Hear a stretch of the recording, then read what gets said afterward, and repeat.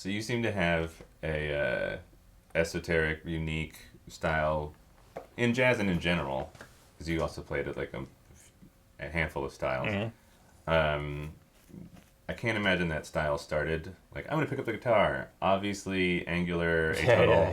Like, Yeah. so, how did that begin? Uh-huh. I mean, it didn't start like that, but it also sort of weirdly did at the same time because my dad's a musician. I grew up in like a really musical family. My mom's a really creative person, and we kind of come from a long line of weirdos.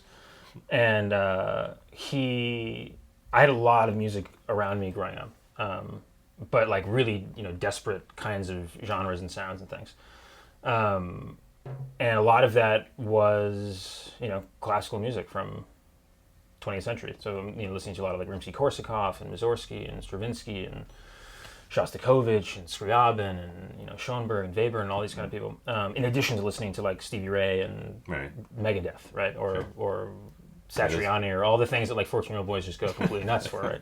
I still go nuts for some of that stuff. Yeah.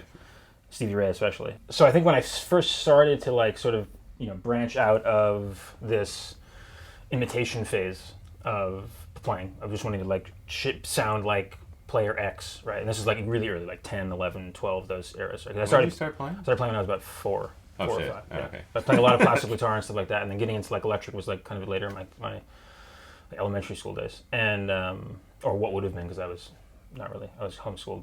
So when I kind of decided, like, okay, cool, like I want to develop my own thing. I want to get into this. Jazz was sort of like the K2 or the Nehru or the Everest of music. And my dad was always saying like, jazz is where the boys are separated from the men. And all he's always telling me like, one of those things. Yeah, exactly. Like if you really want to get into it, because he's a great player, but not an improviser really. He's a great like. Huh. I mean, but he does improvise, yes, but he's not blasting out Pat Martino stuff. Like he's not like a killer improviser. Great guitar player, though. Great sound, great, musicality, wonderful, studio guy. Like, give him 8 bars and he's going to, give you the tastiest little morsel you could possibly need, which is also a skill that, I use a lot these days with pop artists. I'm glad he kind of schooled me in that as well. Right. I used it a lot less when I was younger. So, when I started getting into it, I realized that in looking for my own sound, because, it always seemed like I've never transcribed a solo. Ever? Yeah. Don't you like supposed to do that at Berkeley? Yeah. It's just to do a lot of places. I never did it. How'd you get out of that at Berkeley? I just didn't do it. You're just like, nah. I just like I can play, so I'd rather not. I love the idea of showing up to a final test and being like, what I can do. No, I was just like, my philosophy on this, and I think I can. If you want me to play a solo for you in the style of Joe Henderson, I'm happy to do it. Oh, okay. But like I don't see the point in literally knowing what he's playing here, because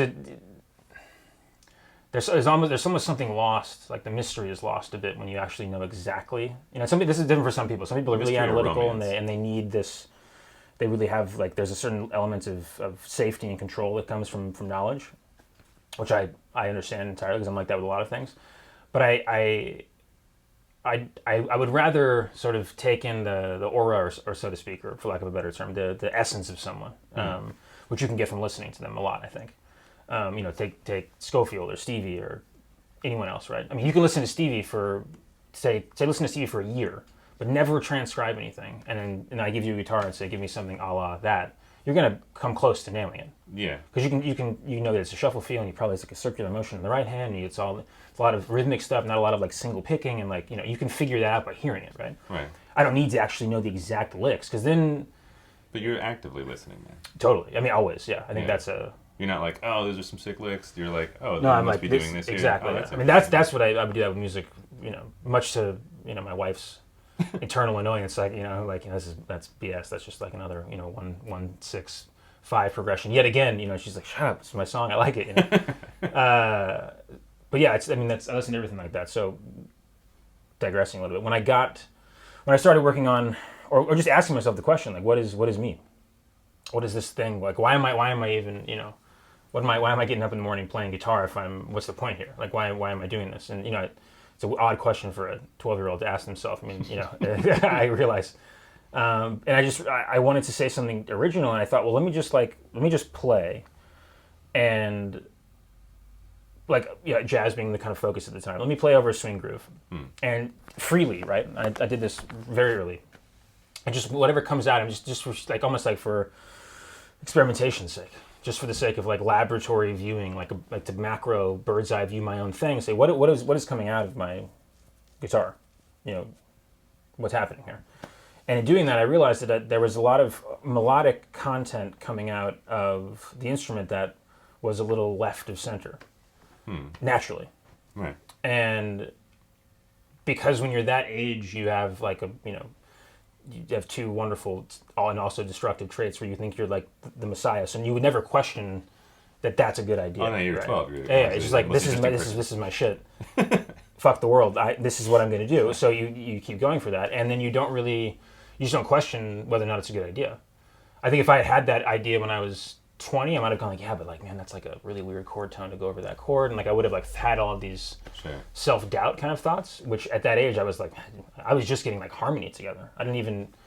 It wasn't even a question of like, was that a wrong chord tone? It was more like, let me just play over this vamp and just like see what's happening, Yeah.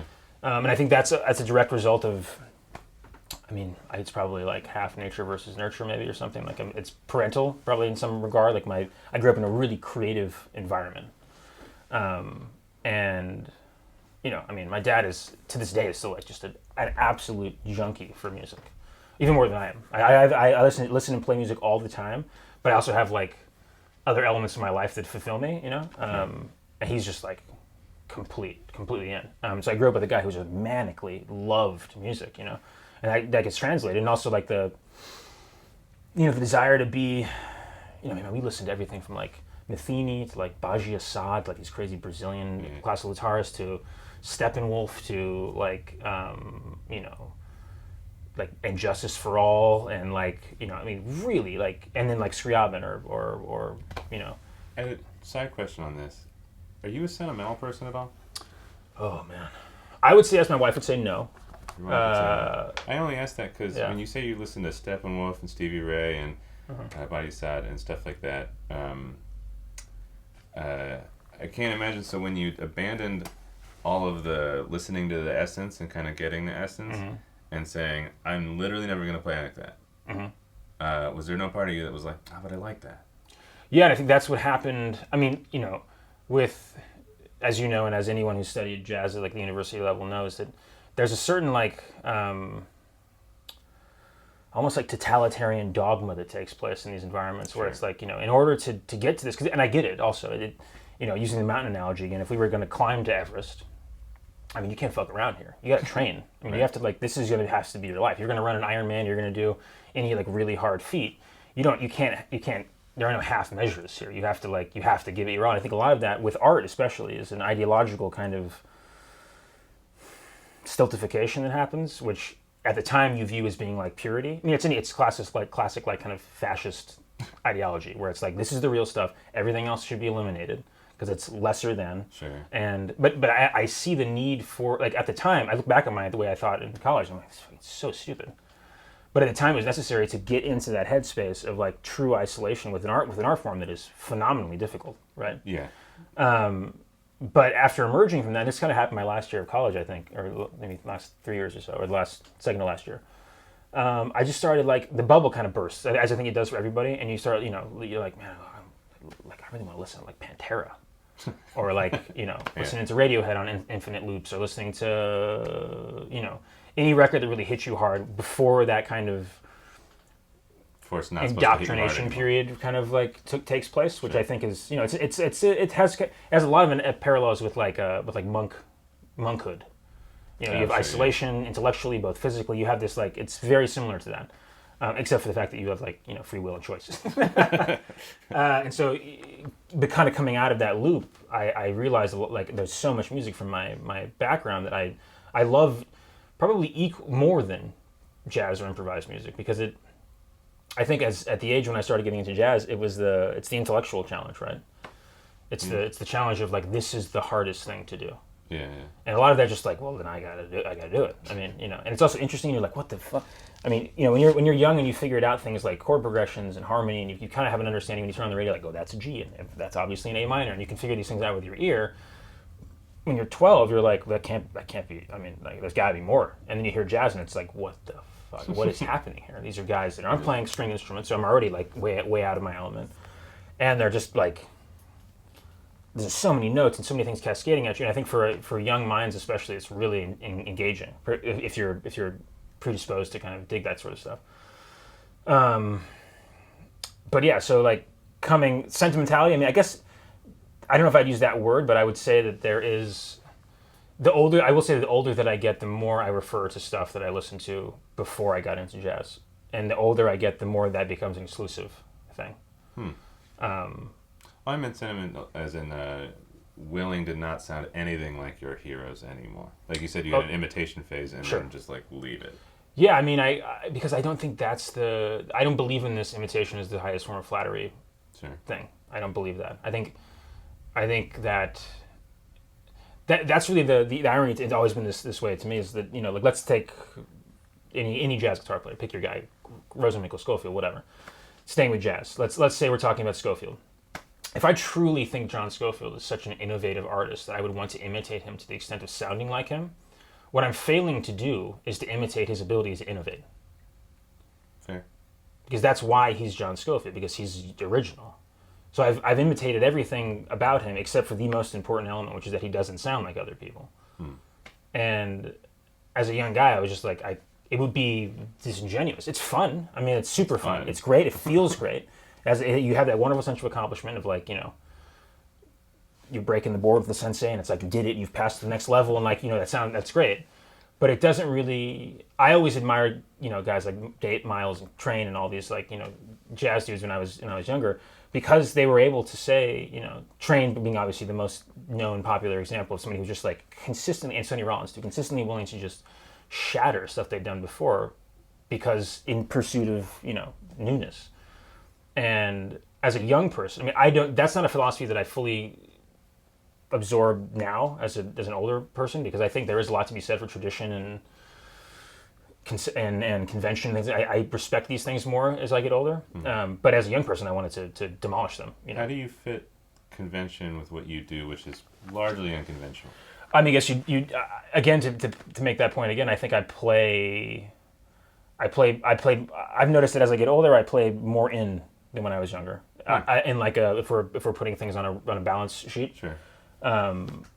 I would say the ratio is different now than it used to be. It's probably more of like a 60-40 to inside, when I would have said the reverse was probably true 5 years ago, and I would have said it was 80-20 10 years ago, and and that's just because, like, you can see this in other artists. I mean, I'm not comparing myself to any other artist, but like I wouldn't, like, I'm not Picasso, but you can see this in people like that, even with other arts, where they have their youthful phase is paradigm shattering, because it's just you want to blow shit up when you're 20 and you're 18. You have this fire, and as I get older, I see the validity in a lot of things that aren't shattering. Like, you can shatter, but like after a while, you need to live in a building. You can't just destroy the entire city. It has to, like, you still have to live somewhere. Yeah.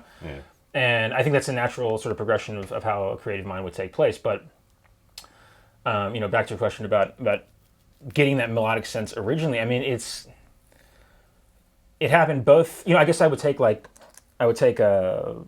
say we're in like D minor, and I would just kind of play around with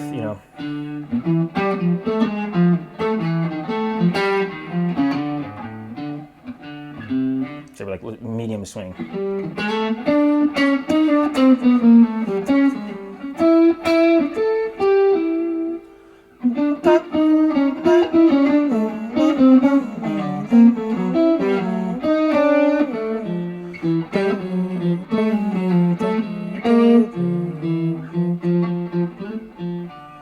And not thinking like, oh, I'm going to play blues, I'm going to play whatever. Just thinking like, these, to me, this melody wasn't weird. It still isn't.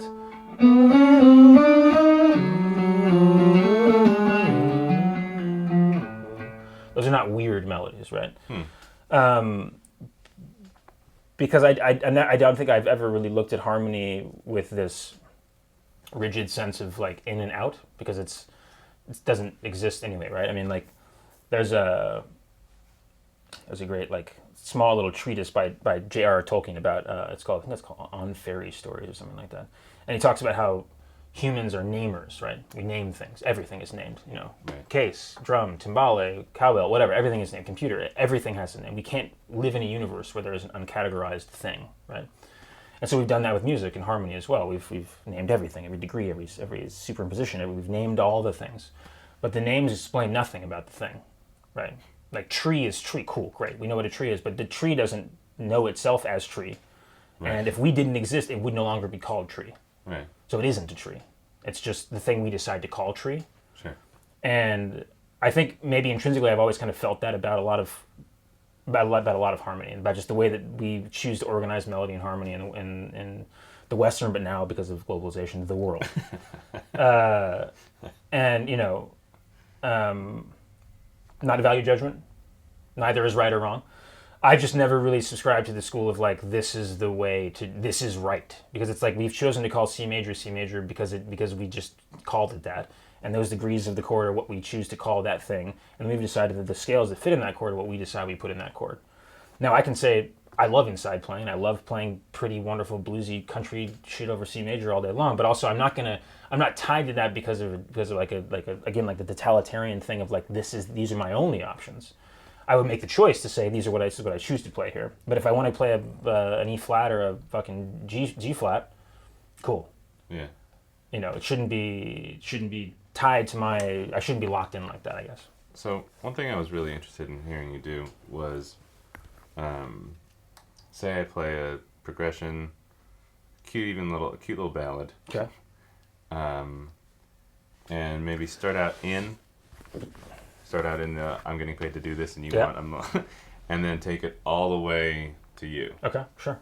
Also, to say that before we start, to me might also still be in. Fair. Right? Right. It isn't. To me, it could be anything. Exactly, yeah. To the So we're saying person who convention wants versus grace. choice. Sure, yeah. Okay, sure. What are we playing? C? C whatever? Oh, wow, okay, cool. Where's Jeff Buckley when you need him? Okay.